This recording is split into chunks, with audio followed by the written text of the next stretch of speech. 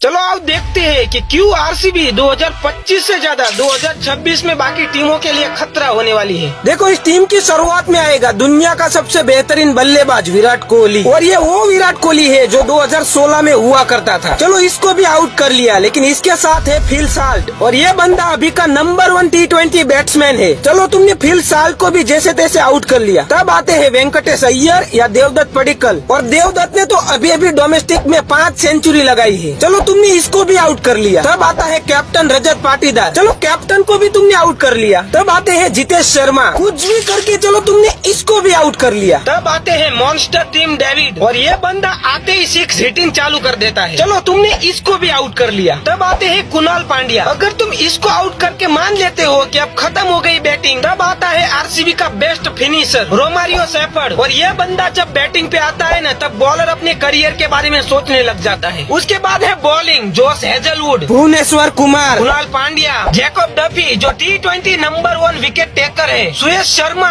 and Yash